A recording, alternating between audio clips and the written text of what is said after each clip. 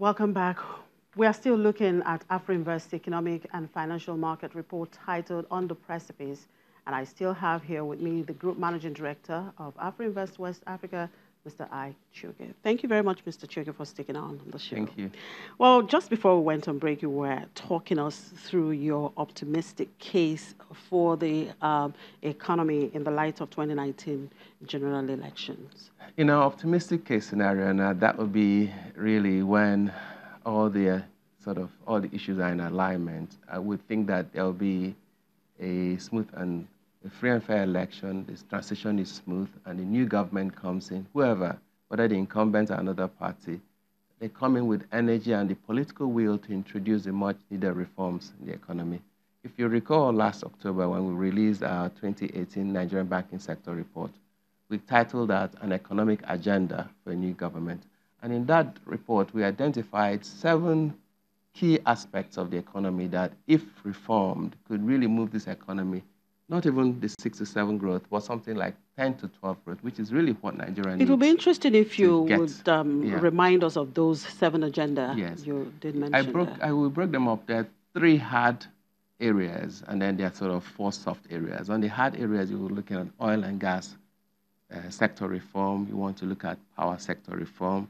You have massive issues of, tariff imbalances, and then you can look at transport infrastructure.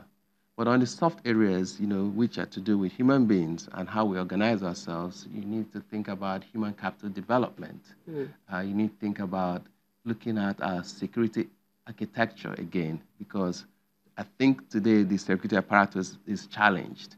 As you can see, all the issues that are cropping up around the country. You may think of what we can do to boost competitiveness within the country, all the paperwork, all the bureaucracy that businesses have to go through to increase productivity. And then last but not the least is how to build effective institutions across the system, both at the federal, at the state, and the local government. Okay. Now, assuming we are running with your base scenario, what will be your expectation for exchange rate, inflation, and interest rates? We're running with our base scenario, and we'll probably hold it stable for the first half of the year. We'll think that with external reserves today at $43 billion, there's enough capacity at the CBN to keep everything normal and unchanged. That's for the exchange rate, right? Yes, so the exchange rate will remain official at 305 Naira to the dollar. At the I&E window, it will remain about the same band of 360 to 365 dollars to the barrel, Naira to the dollar, excuse me. Now, if you look at it from an interest rate point of view, we'd expect that MPR will remain stable. They won't try to, shift things around. Obviously, they're still fighting the normalization of systemic central banks normalizing their interest rate environment. So they would like to keep some attractiveness of foreign investors in an environment where, obviously, all that trade protectionism we talked about is also pulling cash out of developing markets. From an inflation point of view, however, if you notice that we started this program with the new inflation outlook, we will see that inflation could sort of begin to trend back up, and that is linked to some of our local factor issues. It's not imported inflation from exchange rate movement. It's more the lack of internal capacity in managing food price inflation and the difficulty in delivering services in areas where there's insecurity. And so that increases costs for everyone. Now, with the inflation number we have seen now, and you just mentioned, given the outlook, it's going to be trending up.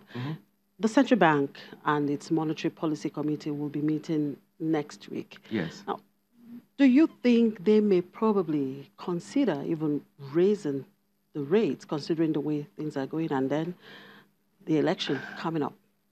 Yes, but I think that, there are a number of other factors. Politically, it wouldn't work well.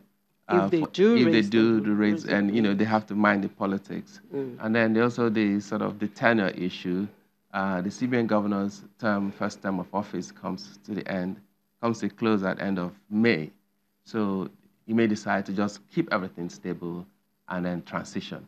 And now, obviously, if he comes for a second term, then he can begin to tweak around, with some of those monetary policy issues. But I don't think that they will do anything different from what they've done in the past several meetings, which is keep everything as is.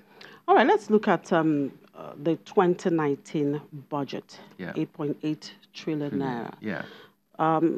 The issue has always been implementation. What do Yes. you see there? And that budget is interesting. You know, it's 8.8 trillion. If you remember, last year the budget was 9.1 trillion in 2018, and in the year before that, in 2017, the budget was 7.3 trillion. And what does that tell you? From 9.1 trillion to 8.8 trillion. What does that tell you? It tells you that they have been getting a bit more sober. You know, because there's a budget, and people forget that there's actually the actual. If I look back the last 2 years at the actual performance of the budget, the government has ended the year at about 6.5 trillion in each of 2017 and 2018, even though they had budgeted higher numbers. So this year in 2019, even though they've come out with 8.8 trillion, I dare say that in an environment where there's going to be a lower oil price environment globally, like explained earlier, we may see average oil prices at $60 per barrel rather than $71 last year. So their revenue component, which is budgeted at 3.7 trillion naira for oil revenue, is going to be challenged. Last year, even with a higher oil price environment, they are likely to end the year at about 2 trillion naira of oil revenue. So from the constraints already globally as well as domestically, that 8.8 trillion will struggle to exceed the run rate of 6.5 trillion, which is what they've done in 2017 and 2018. So that has an impact.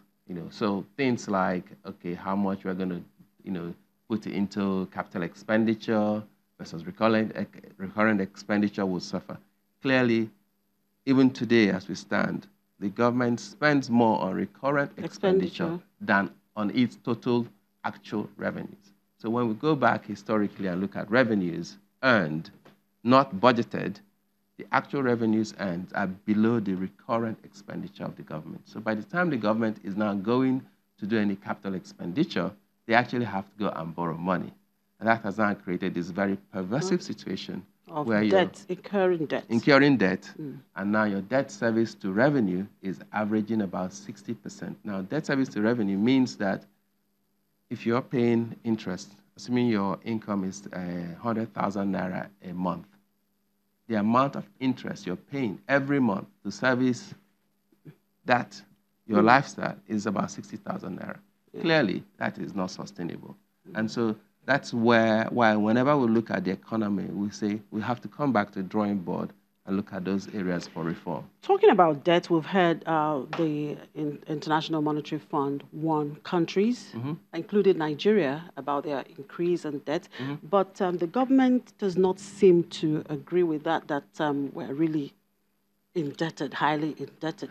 Yeah, we are. If you look at it from sort of a debt to GDP point of view, it looks modest, about 19-20%. But it's debt service to revenue that's the issue. And obviously, one could say there's a lot of work they're doing in increasing revenue, like the VAT system. Tax revenue is going to be helpful. Yeah. More can be done, but I think you have to think of the Nigerian economy as an area where you need more private sector participation, more companies making profitable earnings who can contribute to the tax bracket, and actually also their capacity to attract more investment flows into this country on a long-term basis. And I mean, foreign direct investment, not foreign portfolio investment, because that's what we're seeing with all this, tweaking with the MPR and the exchange rate is really foreign portfolio investment. You talked about VAT. Has VAT really worked in terms of generating revenue?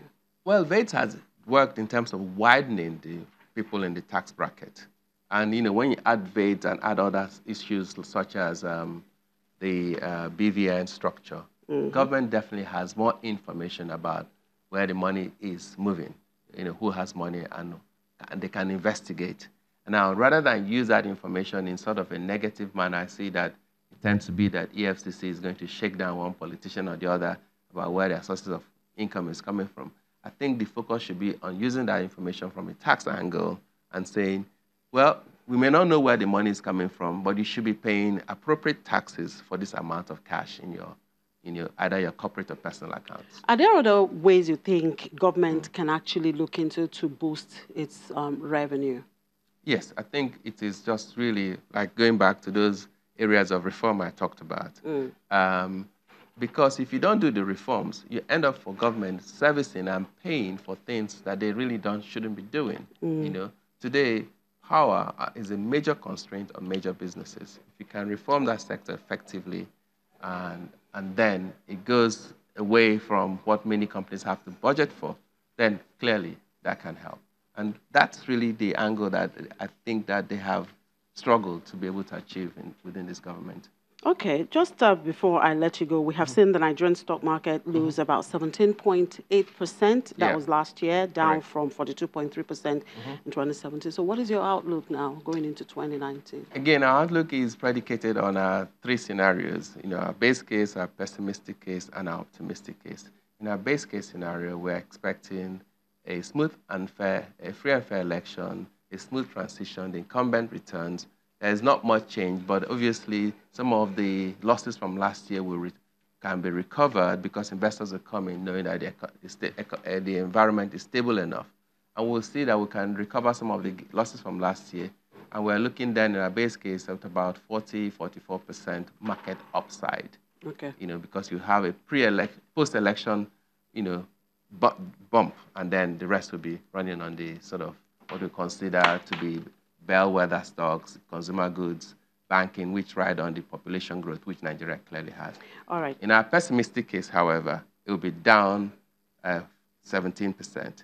In our optimistic case, we are seeing that the market will really jump, above 100% jump, because the economic reforms would ginger the market, if you to borrow a local pun. Sure. Anyway, thank you very much for your time, Ike Chuke. It's a pleasure. Thank you very much indeed. You're welcome.